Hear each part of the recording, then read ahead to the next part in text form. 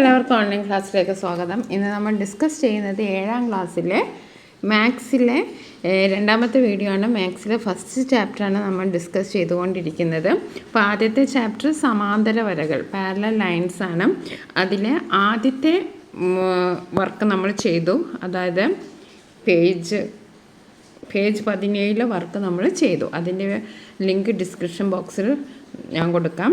ഇന്ന് നമ്മൾ ഡിസ്കസ് ചെയ്യുന്നത് പേജ് 21ലെയും 22ലെയും ചോദ്യോത്തരങ്ങളാണ്.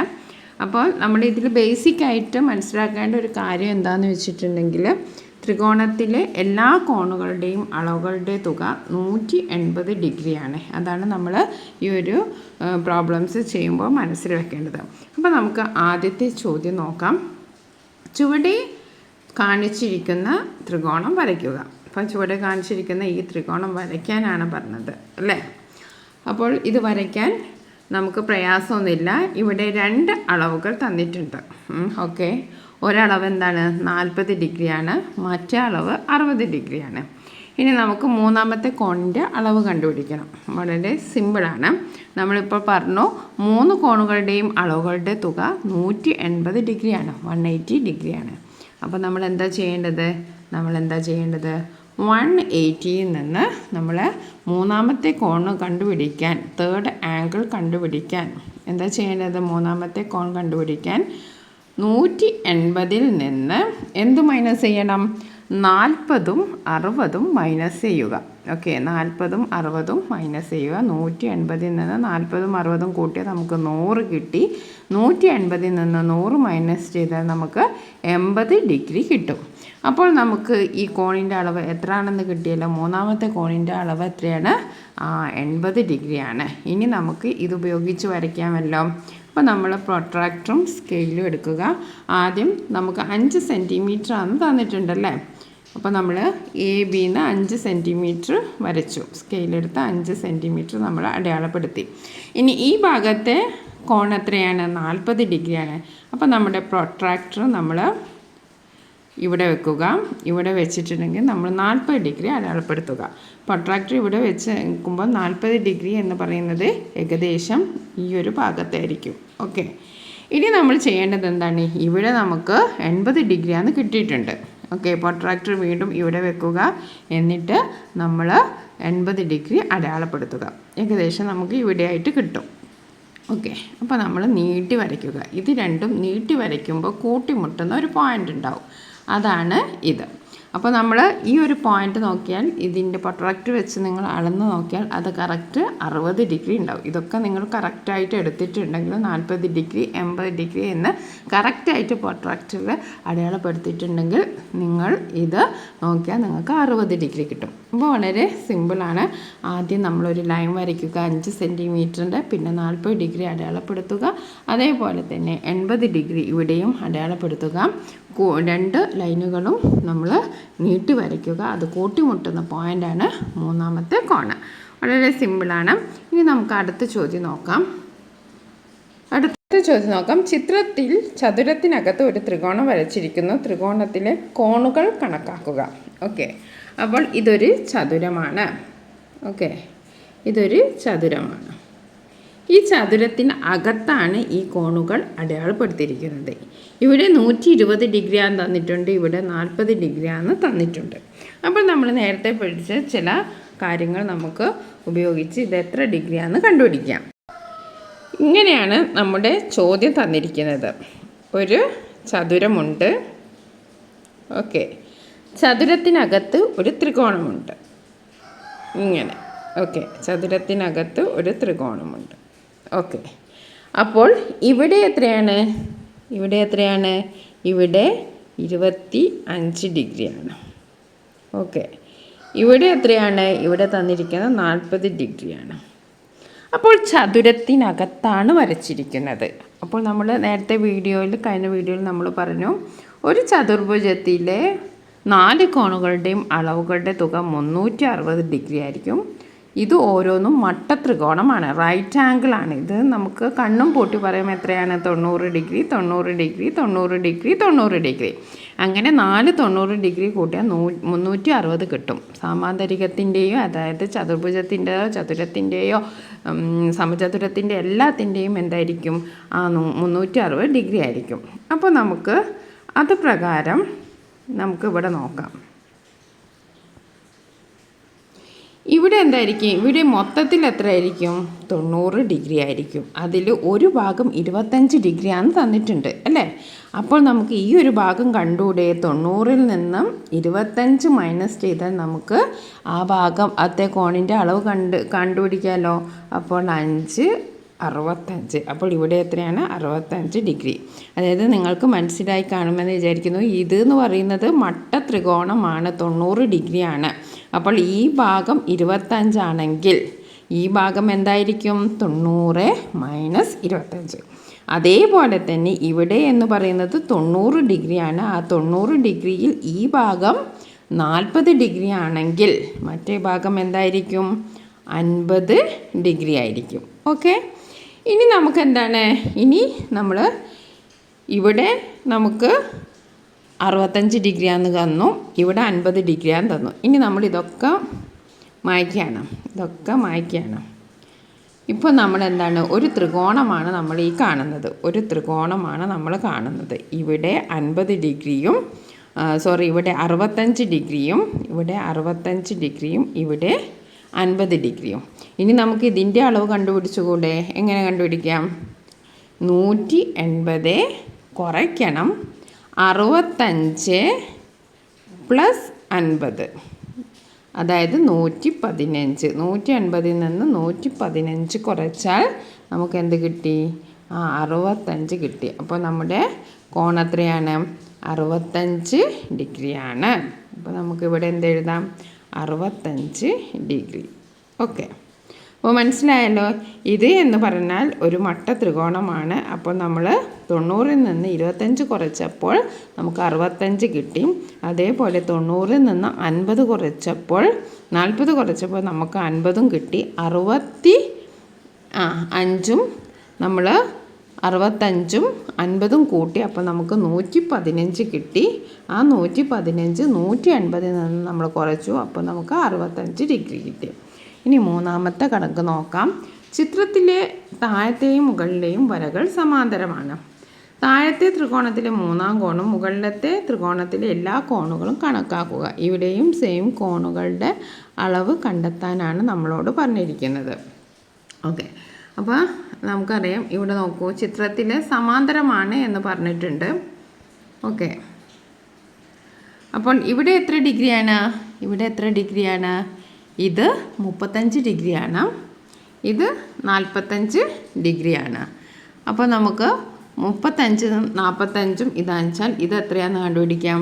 35 കൂട്ടണം 45, അതായത് 180-ൽ നിന്ന് 35ഉം 45ഉം കുറച്ചാൽ നമുക്ക് ഈ ഒരു അളവ് കിട്ടും.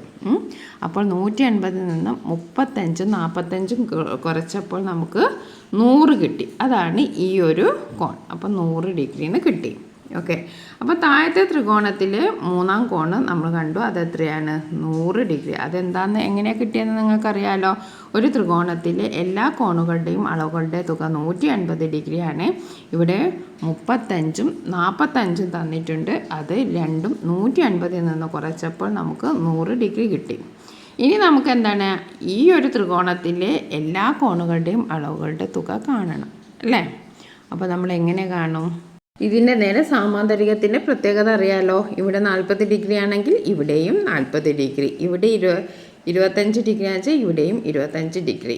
ഓക്കെ, ഇവിടെ 100 ഡിഗ്രി ആണെങ്കിൽ ഇവിടെയും 100 ഡിഗ്രി. അപ്പോൾ അത് നമുക്ക് കിട്ടിയല്ലോ. വളരെ സിമ്പിളാണ്. ഇതിന് എങ്ങനെയാണ് അളവ് അതിൻ്റെ ഓപ്പോസിറ്റ് ആയിരിക്കും. ഓക്കെ, ഇവിടെ നമ്മൾ 35 എന്ന് കണ്ടു, അപ്പോൾ ഇവിടെയും 35, ഇവിടെ 45, ഇവിടെ 55, ഇവിടെ 100 ആണെച്ചാൽ ഇവിടെയും 100. അതും നമ്മൾ കണ്ടുപിടിച്ചു. ഇനി അടുത്ത ചോദ്യം നോക്കാം. ചിത്രത്തിൽ വലിയ ത്രികോണത്തിൻ്റെ ഇടതും വലതും വശങ്ങൾ ചെറിയ ത്രികോണത്തിൻ്റെ ഇടതും വലതും വശങ്ങൾക്ക് സമാന്തരമാണ്. വലിയ ത്രികോണത്തിൻ്റെ മറ്റു കോണുകളും ചെറിയ ത്രികോണത്തിൻ്റെ 3 കോണുകളും കാണുക. അപ്പോൾ ഇടതും വലതും വശങ്ങൾ ചെറിയ ത്രികോണത്തിന് ഇടതും വലത്തിനും വശത്തിന് സമാന്തരമാണ് എന്ന് പറഞ്ഞിട്ടുണ്ട്. ഇവിടെ അളവുകൾ നിങ്ങൾ നോക്കുക. ഇവിടെ 60 ഡിഗ്രിയാണ്, ഇവിടെ 60 ഡിഗ്രിയാണ്. അതേപോലെ ഇത് മൊത്തത്തിൽ 70 ഡിഗ്രിയാണ്. ഓക്കെ, അപ്പോൾ കോണിൻ്റെ അളവ് നിങ്ങൾ സമാന്തരികമാണ് സമാന്തരമാണ് എന്ന് പറഞ്ഞിട്ടുണ്ട്. നിങ്ങൾ ശ്രദ്ധിച്ചാൽ നിങ്ങൾക്ക് അങ്ങനെ അറിയാം. ഇങ്ങനെ 2 വരകൾ പോകുന്നുണ്ട് അല്ലേ. അതിൽ ഈ ഒരു ഭാഗം 70 ഡിഗ്രിയാണ്. ഓക്കെ, ഈ ഒരു ഭാഗം 70 ഡിഗ്രിയാണ്. അപ്പോൾ ഇതും എന്തായിരിക്കും? ഇതും 70 ഡിഗ്രി ആയിരിക്കും. ഇത് 70 ഡിഗ്രി. നിങ്ങളിങ്ങനെ ഇത് വളരെയധികം നമ്മൾ വര ഇങ്ങനെ നോക്കണം. അത് നോക്കൂ, സമാന്തരികമാണ് ഇതും. അപ്പോൾ ഇവിടുത്തെ ഒരു പോയിന്റ് നമ്മളിങ്ങനെ നോക്കിയാൽ ഇതെന്താണ്? സമാന്തരികമല്ലേ. ഓക്കെ, അപ്പോൾ ഇവിടെ എന്താണ്? കോൺ 70 ഡിഗ്രിയാണ്. അപ്പോൾ ഇവിടെ എന്തായിരിക്കും? തീർച്ചയായും 70 ഡിഗ്രി ആയിരിക്കും. സമാന്തരികത്തിലെ എതിർകോണുകൾ എന്തായിരിക്കും? തുല്യമായിരിക്കും. അപ്പോൾ 70 ഡിഗ്രി 70 ഡിഗ്രി. ഇനി ഇവിടെ ഇത് 70 ഡിഗ്രി ആണെങ്കിൽ ഇവിടെ എന്തൊക്കെയുണ്ട്? 70 ഡിഗ്രിയും ഉണ്ട്, 60 ഡിഗ്രിയും ഉണ്ട്. അപ്പോൾ ഈ കോൺ എത്ര ആയിരിക്കും? 180 നിന്ന് 70ഉം 60ഉം നമ്മൾ മൈനസ് ചെയ്താൽ നമുക്ക് 50 ഡിഗ്രി കിട്ടും. അപ്പോൾ ഈ കോൺ എത്രയാണ്? 50 ഡിഗ്രി. ഓക്കെ, ഇത് 70 ഡിഗ്രി. അപ്പോൾ നമ്മൾ വലിയ ത്രികോണത്തിൻ്റെ മറ്റ് 2 കോണുകൾ നമ്മൾ കണ്ടു. ഇനി ചെറിയ ത്രികോണത്തിൻ്റെ 3 കോണുകൾ നമ്മൾ കാണേണ്ടതുണ്ട് അല്ലേ. ചെറിയ ത്രികോണത്തിൻ്റെ മുകളിലെ കോൺ എന്തായിരിക്കും? 70 ഡിഗ്രി തന്നെയായിരിക്കും. ഇതൊരു സാമാന്തരികം തന്നെയാണ്. ഓക്കെ, നോക്കൂ, ഇതൊരു സാമാന്തരികമാണ്. അപ്പോൾ ഇവിടെ 70 ഡിഗ്രി ആണെങ്കിൽ ഇവിടെയും എന്തായിരിക്കും? 70 ഡിഗ്രി. അതാണ് ഇത്. Okay, 70 degree. ഇനി നമുക്ക് അറിയാം ഇവിടെ 70 ഡിഗ്രി ആണെങ്കിൽ ഇതെന്താണ്? ഇത് 50 ഡിഗ്രി ആണെങ്കിൽ ഇതും എന്തായിരിക്കും? 50 ഡിഗ്രി ആയിരിക്കും. അപ്പോൾ 70ഉം 50ഉം എത്രയാണ്? 120. 180 നിന്ന് 120 മൈനസ് ചെയ്താൽ 60 ഡിഗ്രി. അപ്പോൾ ഇതെന്തായിരിക്കും? 60 ഡിഗ്രി. ഓക്കെ, വളരെ എളുപ്പമാണ്. നമ്മളൊന്ന് ചിന്തിച്ചാൽ മതി. അതായത് സാമാന്തരികത്തിൻ്റെ 2 ത്രികോണങ്ങളുടെയും ഇടതുവശമാണ് നമ്മൾ ശ്രദ്ധിക്കേണ്ടത്. അപ്പോൾ എ ബി സി ഡി എന്ന് നമ്മൾ വെറുതെ പേര് കൊടുത്താൽ ABCD എന്ന് പേര് കൊടുത്താൽ ഇവിടെ എന്താണ്? ABCD ഇവ സാമാന്തരികമാണ്. ഓക്കെ, അതേപോലെ തന്നെ എബിയും സി ഡിയും സാമാന്തരികമാണ്. അതേപോലെ ADയും സിയും ഇനി അടുത്തൊരു ചോദ്യം നോക്കാം. ചിത്രത്തിൽ സാമാന്തരികത്തിനകത്ത് ഒരു ത്രികോണം വരച്ചിരിക്കുന്നു. ത്രികോണത്തിലെ കോണുകൾ കണക്കാക്കുക. നമ്മൾ നേരത്തെ ചെയ്ത ചോദ്യം പോലെയുള്ളൊരു ചോദ്യമാണ്. അപ്പോൾ എന്താണ്? നമ്മൾ സാമാന്തരികത്തിൻ്റെ ഇടതുവശവും വലതുവശവും നോക്കുക അല്ലേ. അപ്പോൾ ഇവിടെ നമ്മൾ ശ്രദ്ധിച്ചാൽ ഇവിടെ 60 ഡിഗ്രിയാണ്. ഓക്കെ, ഇവിടെ 30 ഡിഗ്രിയാണ്. ഇവിടെ 110 ഡിഗ്രി തന്നിട്ടുണ്ട് അല്ലേ. അപ്പോൾ 110 ഡിഗ്രി ആണെങ്കിൽ ഇവിടെ 110 ഡിഗ്രി ആണെങ്കിൽ ഇത് മൊത്തത്തിൽ എത്രയായിരിക്കും? 110 ഡിഗ്രിയാണ്. നമ്മൾ പറഞ്ഞു സാമാന്തരികത്തിൻ്റെ എതിർകോണുകൾ തുല്യമായിരിക്കും. അപ്പോൾ ഇവിടെ 110 ഡിഗ്രി ആണെങ്കിൽ ഇതെന്തായിരിക്കും? മൊത്തത്തിൽ 110 ഡിഗ്രി ആയിരിക്കും. അപ്പോൾ എന്താ ചെയ്യേണ്ടത്? നമ്മൾ 110ൽ നിന്ന് എന്ത് കുറയ്ക്കണം? 110 നിന്ന് 60 കുറച്ചാൽ, ഓക്കെ, 110 നിന്ന് 60 കുറച്ചാൽ 110 നിന്ന് 60 കുറച്ചാൽ 50. ഓക്കെ, ഈ 50 നമുക്ക് ഇവിടെ കിട്ടും. അപ്പോൾ ഇവിടെ കോണ് കിട്ടിയല്ലോ, 60ഉം 50ഉം 110. ഓക്കെ,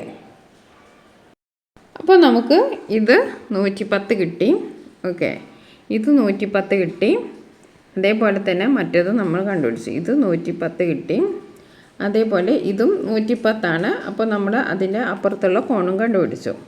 ഇനി നമ്മൾ സാമാന്തരികത്തിൻ്റെ ഈ ചാപ്റ്ററിൻ്റെ ആദ്യം പറഞ്ഞു സാമാന്തരികത്തിൻ്റെ കോണുകളുടെ അളവുകളുടെ തുക എത്രയായിരിക്കും? 360 അപ്പോൾ ഇത് 110, ഇതും 110 അല്ലേ. അപ്പോൾ നമുക്ക് മൊത്തത്തിൽ എത്ര കിട്ടി? 220. ഇനി ആകെ ഉള്ളത് ഈ സാമാന്തരികത്തിൽ എത്രയാണ്? 6ന്ന് 2 പോയാൽ 4, 6ന്ന് 2 പോയാൽ 4. ഓക്കെ, പിന്നെ 3, 2 പോയാൽ 1. 140 ഡിഗ്രിയാണ് ഇനി ആകെ ഉള്ളത് അല്ലേ. 140 ഡിഗ്രിയാണ് ആകെ ഉള്ളത്. അതായത് ഇത് 110. ഓക്കെ, ഇത് 110. അതായത് എതിർകോണുകൾ തുല്യമായിരിക്കും. പിന്നുള്ളത് 140. 140 എന്ന് പറയുന്നത് ഇത് രണ്ടും കൂടിയാണ്. ഓക്കെ, അപ്പോൾ നമ്മൾ നോക്കിയാൽ നമുക്ക് 360 കിട്ടി. ഈ 140 എന്ന് വെച്ചിട്ടുണ്ടെങ്കിൽ സമാന്തരികത്തിൻ്റെ എതിർക്കോണുകൾ തുല്യമാണെന്ന് നമ്മൾ പറഞ്ഞു. 140നെ നമ്മൾ രണ്ടായിട്ട് ഡിവൈഡ് ചെയ്യണം, 1 70ഉം 1 70ഉം. ഓക്കെ, ഈ 70ഉം 70ലും നമ്മൾ ഈ ചെറിയ കോണ് ഒരു ഭാഗം, അതായത് ഇവിടെ ഒരു ഭാഗം കൊടുത്തിട്ടുണ്ട്. അപ്പോൾ ഈ ഒരു കോണും ഏതാണെന്ന് നമ്മൾ കണ്ടുപിടിക്കണം. അപ്പോൾ 70ൽ നിന്ന് 30, ഇവിടെ ഈ ചെറിയൊരു കോണം 30 തന്നിട്ടുണ്ട്.